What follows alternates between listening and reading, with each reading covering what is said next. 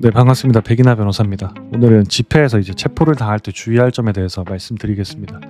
조만간 대통령 파면 여부가 결정이 되면 인용, 기각, 각하 어느 쪽이 결정이 나건 여의도 광화문에서 난리가 날 것으로 예상이 됩니다. 아마 긴급 체포되는 분들이 꽤 많이 계실 걸로 예상이 됩니다. 그래서 체포 조사받으실 때 주의할 점 빠르게 알려드리도록 하겠습니다.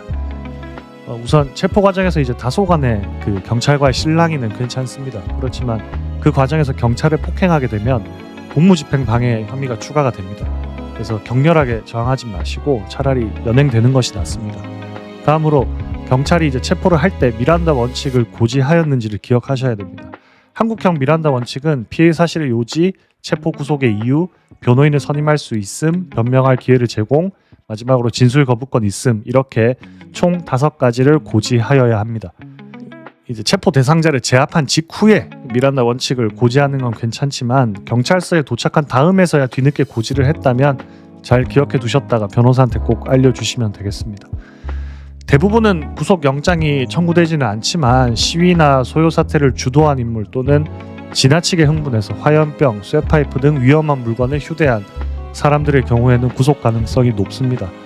따라서 경찰에서 본인을 주동자나 위험한 물건을 휴대한 사람으로 오인하고 있다면 적극적으로 강력하게 아니라고 부인하셔야 됩니다. 주동자가 맞으시면 본인의 행동에 책임지고 장렬하게 구치소 들어가시기 바랍니다. 구차하게 아닌 척할 필요는 없으니까요. 그 외에 체포사안은 구속영장 청구까지는 안 할 거여서 48시간이 지나면 석방됩니다.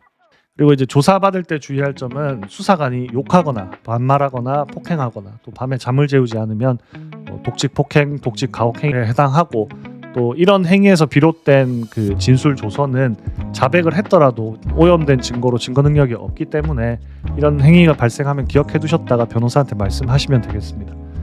그리고 체포 당하실 때 미란다 원칙을 고지받은 사실이 없다면 수사관에게 그런 사실이 없다는 점을 말씀을 꼭 하시고 피해자 신문 조서에도 기재되었는지를 꼭 확인하셔야 됩니다. 그리고 수사 과정에서 그 외에 위법, 부당한 대우를 당했다면 변호사를 통해서 경찰청에 진정서를 제출하시면 됩니다. 마지막으로 조서를 다 꾸미고 나면 읽어보시고 또 본인이 말한 대로 적혀있지 않으면 고쳐달라고 하시면 되고요. 또 고쳐주지 않으면 서명 날인 거부하셔도 됩니다. 그리고 진술 거부권 즉 묵비권 행사를 또 고민 중이신 분들도 계실 걸로 생각이 됩니다. 성명을 물어보는 첫 조사의 첫 단계에서부터 묵비권 행사는 얼마든지 가능합니다. 그런데 묵비권을 행사하게 되면 체포된 다른 사람들과 달리 꽤 튀는 행동이 될 것이기 때문에 괜히 주동자로 의심받고 싶지 않으시면 가급적이면 협조하실 것을 추천드립니다. 또 본인이 주동자나 중요한 인물이어서 입을 닫아야 하는 상황이신 분들도 있을 수 있습니다. 그런 분은 본인 선택대로 하시고 그에 따른 책임을 장렬하게 지시면 되겠습니다. 다만 묵비권을 행사하면 신원 확인을 위한 압수수색 절차를 거치게 돼서 좀 주목을 받게 되겠죠. 그럴 뿐만 아니라 또 인신이 구속될 가능성마저도 높아지니까 염두에 두시면 되겠습니다. 그러니까 모여 있을 때는 세상 무서울 것 없는 느낌이지만 또 체포가 되면 세상 나약하고 외로운 자신이라는 걸 깨닫게 됩니다.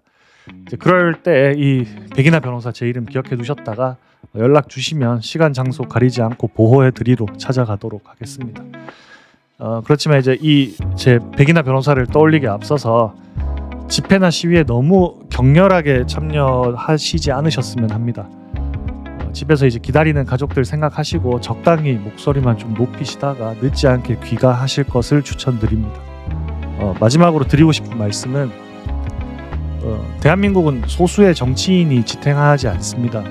대한민국은 대다수의 평범한 사람들이 지탱합니다. 그러니까 대통령 탄핵이 인용이 되건 기각, 각하가 되건 각자가 자기 일만 열심히 하면 절대 나라 망하지 않습니다. 우리의 일상이 쌓인 게 진짜 현실이고 우리의 일상이 쌓인 게 진짜 세상이고 진짜 대한민국입니다. 우리의 일상보다 더 가치 있는 정치인은 없다고 생각합니다. 그래서 정치인에게 너무 목숨 걸지 않으셨으면 좋겠습니다. 이상 백이나 변호사였습니다. 감사합니다.